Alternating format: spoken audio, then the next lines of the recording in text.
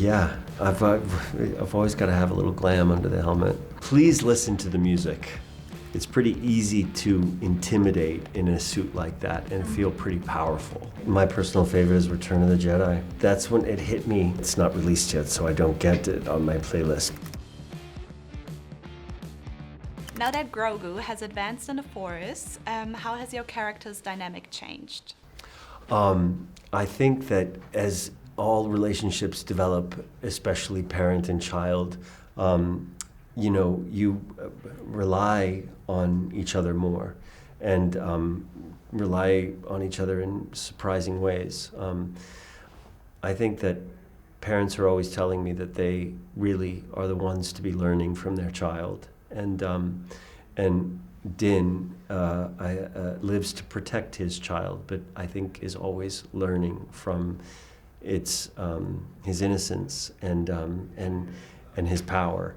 And in this movie, more than any of the adventures they've been on, Din needs Grogu more than he ever has before. In the movie, you wear your helmet almost the whole time. Yeah.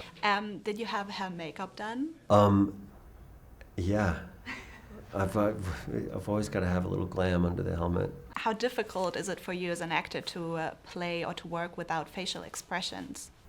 Well, you can have as many facial expressions as you want if you have the helmet on. You can have even more facial expressions because no one can see them.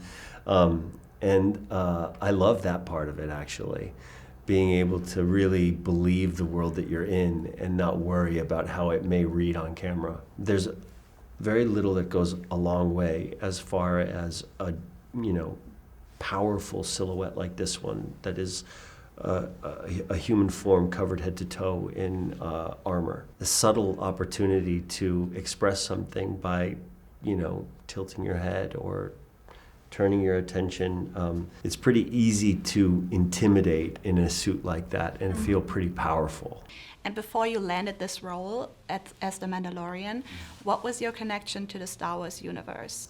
Well, I was born in 1975, so I grew up with Star Wars, and I grew up going to see Star Wars movies in the movie theater. They are the biggest movies that I saw in the movie theater, and so they really are the primary kind of like movie-going experience from my childhood.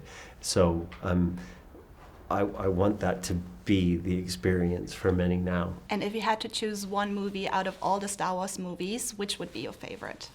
My personal favorite is Return of the Jedi.